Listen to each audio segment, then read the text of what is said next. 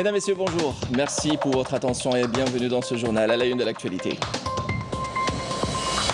Ouverture aujourd'hui en séance plénière de la session ordinaire des deux chambres du Parlement présidée par Salah Goudjil, président du Conseil de la Nation, et de Brahim Bourali, président de l'Assemblée populaire nationale.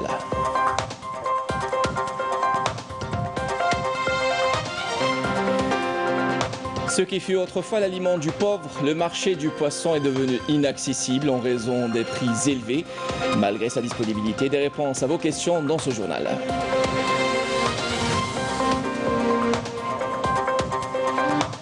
À travers le pays, les banques de sang connaissent une grande pénurie en raison de la pandémie de la Covid-19. Comment les services concernés gèrent-ils la situation? L'exemple de Piskikda. Et sport, de nouvelles médailles aux Jeux paralympiques de Tokyo offertes par les deux athlètes Safiya Djellel et Atmen Iskandar Jamil. Et football, ce soir, le match Algérie-Djibouti pour le compte des qualifications au Mondial 2022. Bienvenue à vous tous. En séance plénière, ouverture ce matin de la session ordinaire du Conseil de la Nation. Une ouverture présidée par Salah Goudjil, président du Conseil de la Nation, en présence de Brahim Bourali, président de l'Assemblée populaire nationale, et d'Ayman Ben Abdelrahman, Premier ministre, ministre des Finances et des membres du gouvernement.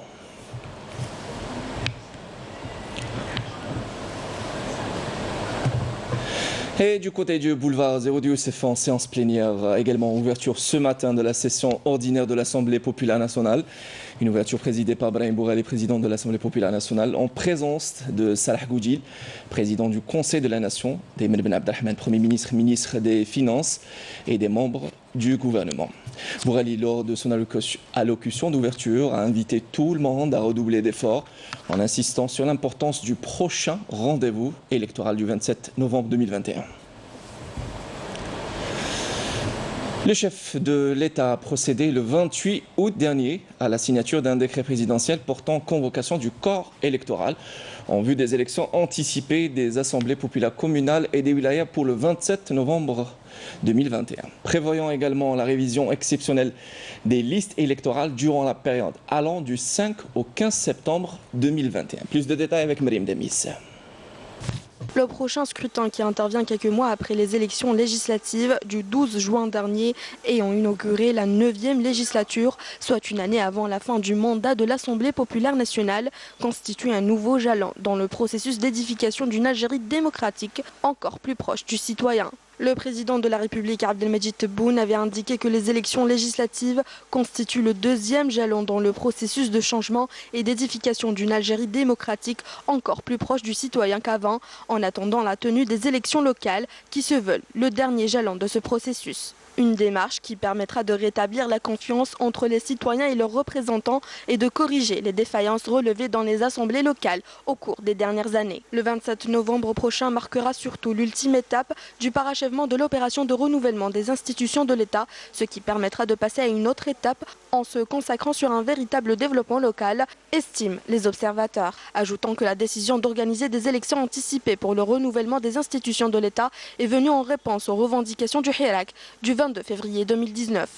Les différentes actions de renouvellement des institutions de l'État s'inscrivent dans le cadre d'un processus de profonde réforme lancé par le président Abdelmajid Tebboune depuis son élection à la tête de la magistrature suprême du pays le 12 décembre 2019, consistant notamment à préparer une nouvelle constitution que le peuple algérien a plébiscitée lors du référendum du 1er novembre 2020.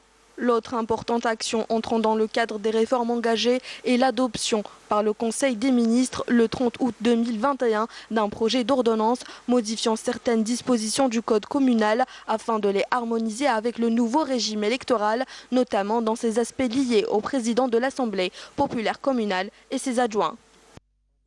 Et justement, le prochain scrutin qui intervient quelques mois bien évidemment, le prochain scrutin qui intervient, je le disais, suite à la signature du décret présidentiel fixant la date de la convocation du corps électoral du 27 novembre 2021 pour élire les membres de l'Assemblée populaire communale et des wilayas, l'ANI, l'autorité nationale indépendante des élections, informe les citoyens et les citoyennes que la période de révision exceptionnelle des listes électorale s'ouvrira du 5 au 15 septembre 2021.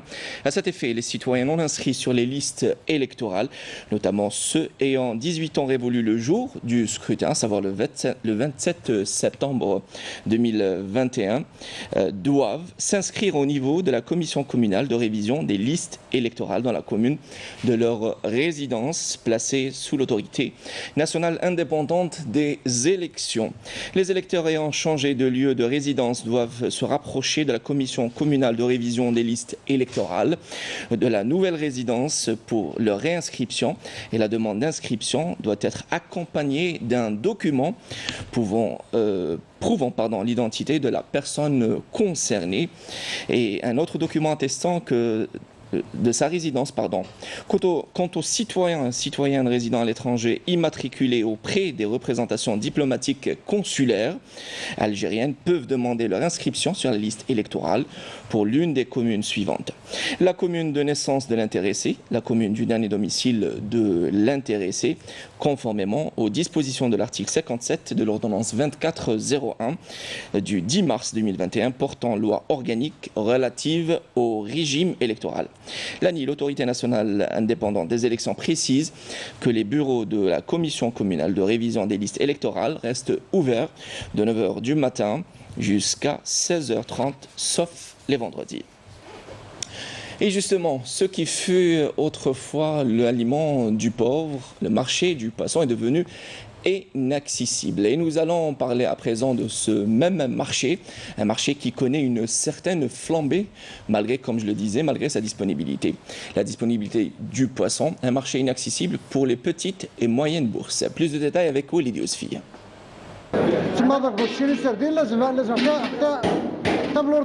Cet homme dénonce le prix actuel du poisson qui monte en flèche depuis quelques mois déjà. Une flambée des prix due pour certains à la baisse de l'offre. Selon les pêcheurs, la réalité en est tout autre. Le problème vient essentiellement de la cherté du matériel et de son indisponibilité. Ce filet de pêche, par exemple, coûte entre 400 et 500 millions de centimes. Nous vendons ce que nous pêchons avec un certain prix, un prix qui augmente une fois arrivé sur le marché à cause de l'intervention des médiateurs. Avant, il y avait beaucoup de poissons. Nous avions l'habitude de mettre 10 caisses de côté pour l'offrir aux nécessiteux. Il y en avait pour tout le monde. Aujourd'hui, la densité démographique a augmenté et la pollution aussi fait des ravages sur l'écosystème marin. De leur côté, les vendeurs accusent le coût et dénoncent le manque de rigueur dans l'application des lois. Il faut qu'il y ait une réglementation dans le secteur de la pêche maritime. Nous devons tous œuvrer main dans la main pour régler la situation. Il y a des pêcheurs qui ramènent 50 caisses de sardines toutes jeunes pour la vendre. Si elles étaient laissées dans leur écosystème, le mois prochain, elles feraient 2 fois leur taille. Si on appliquait la loi, le citoyen achèterait la sardine à 300 dinars au lieu de l'acheter à 1000 dinars. C'est vrai que durant les premiers temps, il y aurait moins de récoltes, mais après, les choses rentreraient à la normale. Au restaurant, le poisson frais se vend plus cher. C'est des prix saisonniers qui reflètent l'offre du marché. Une offre qui ne suffit pas à répondre à la demande. Pour combler le manque, nous devons diversifier les produits. Nuancer la pêche et diversifier les variétés, c'est donc une alternative proposée pour répondre à la demande du marché et mettre à la disposition des consommateurs un produit de qualité avec un coût raisonnable. Et malgré la pandémie de la Covid-19, le don de sang ne doit pas être négligé. Des centaines de malades souffrent quotidiennement à travers le pays. Direction aujourd'hui la wilaya de Skikda, où les services chargés de la gestion de dons veillent à satisfaire les besoins des malades des hôpitaux de la wilaya. Plus de détails avec Yasmine Messaoudi. C'est au niveau de la banque de sang de la wilaya de Skikda que des dizaines de demandes sont réceptionnées chaque jour pour alimenter les besoins des établissements hospitaliers. Donner son sang contribue à soigner les malades et les maintenir en bonne santé. Donner son sang est bénéfique pour la santé et permet de sauver des vies, notamment celles des enfants présents dans ce service, et leur éviter certaines complications. Malgré la pandémie de Covid-19, les services chargés de la gestion des dons de sang poursuivent leur mission tout en veillant à un partage équitable.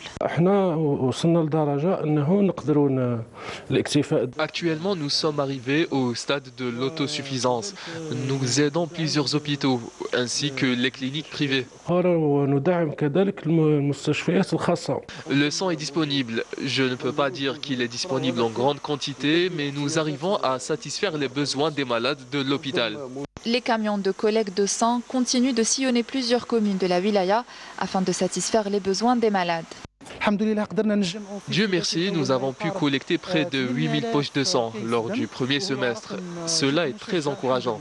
Je tiens à rappeler que nous pouvons très bien nous faire vacciner et donner notre sang. Il faut rappeler que toutes les précautions sont prises pour le bon déroulement de la transfusion sanguine, un geste noble qui permet de sauver des vies, notamment les cas les plus urgents. On reste toujours avec le chapitre santé. On fait le point avec la situation sanitaire de la propagation de la Covid-19 en Algérie. Et selon le ministère de la Santé, qui a enregistré 447 nouveaux cas testés positifs à la Covid-19, le ministère de la Santé qui a enregistré également 344 guérisons et 33 décès.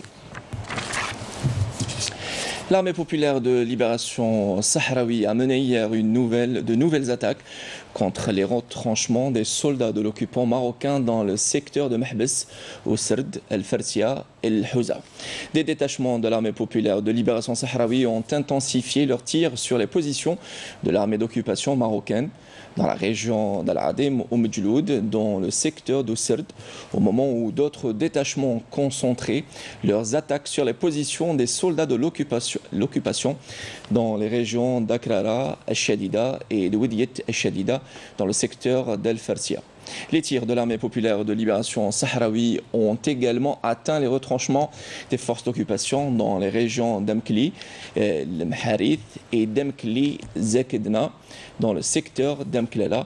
Les unités de l'armée populaire de libération sahraoui ont également ciblé les forces d'occupation dans les régions de Rous, Fedra, la Djiba et Fedrat El-Ash et Sibra Nouched dans le secteur de Mahbes. Retour en Algérie en prévision du grand rendez-vous sportif qu'abritera Oran 2022, en l'occurrence les Jeux méditerranéens 2022. La commission de formation de bénévolat poursuit l'encadrement des jeunes universitaires qui seront en charge de l'accueil et l'orientation des délégations sportives. Ces jeunes qui sont et seront l'un des maillons forts et importants de la chaîne Oran 2022. On fait le point avec Bedia Marni. Le compte à rebours a commencé. Moins de 298 jours exactement nous séparent des Jeux méditerranéens qu'abritera la wilaya d'Oran.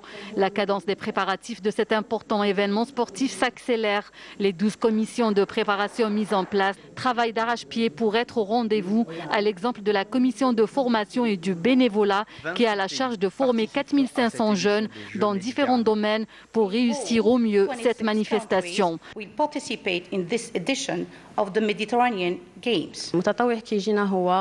Les bénévoles qui nous rejoignent sont des étudiants. Nous les formons pour devenir des encadreurs. En plus de leur maîtrise des langues, nous leur donnons une petite formation de base dans la traduction. Nous, les volontaires, nous sommes bien encadrés pour être prêts pour accompagner cet événement sportif international qui se déroulera l'année prochaine.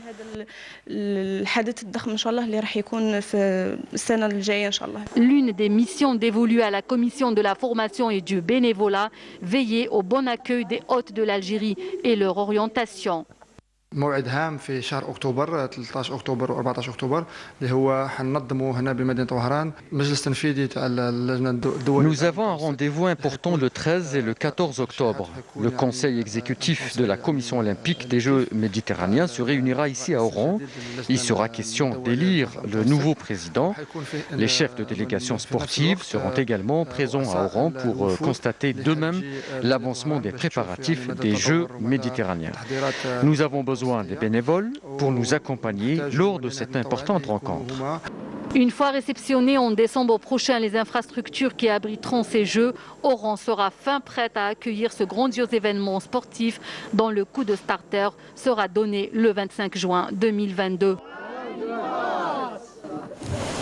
Et sport toujours, avec cette très bonne nouvelle, l'athlète algérien du lancer Safia Djellel F57 et le sprinter Atman Iskandar Jamil T13 ont remporté les médailles d'or paralympiques, respectivement du lancer de poids F57 et de l'épreuve du 400 mètres aujourd'hui lors des finales disputées pour le compte de la 10e journée des Jeux de Tokyo, des Jeux paralympiques, avec à la clé 2 nouveaux records du monde pour chacun.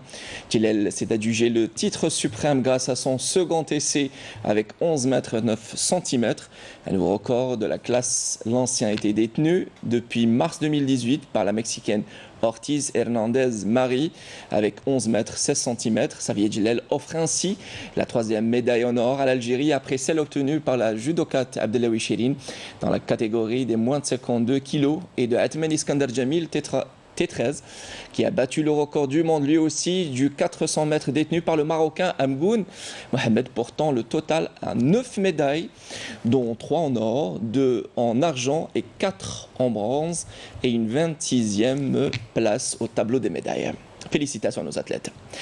Et sport avec la sélection algérienne de football qui disputera son match contre le Djibouti ce soir au stade Mustafa Chaker de Blida dans le cadre des qualifications mondiales 2022. Selon le sélectionneur national Jamel Belmadi, le 11 national jouera ce match avec le même sérieux comme s'il s'agissait d'une finale de Coupe du Monde, en affirmant que l'équipe a réussi un record de 27 matchs sans défaite et ça, ce n'est pas le fruit du hasard, une preuve du travail et beaucoup de sérieux dans ce qu'ils font. Et pour rester sur cette bonne dynamique et de performance, ils doivent continuer à travailler avec le même sérieux, à commencer par le match contre le Djibouti.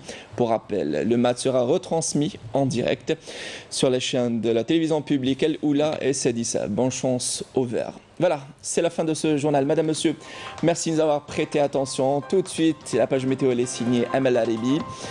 Quant à moi, j'aurai le plaisir de vous retrouver demain pour l'édition de midi. Bon appétit si vous êtes à table et bonne suite des programmes sur le canal Algérie. Au revoir.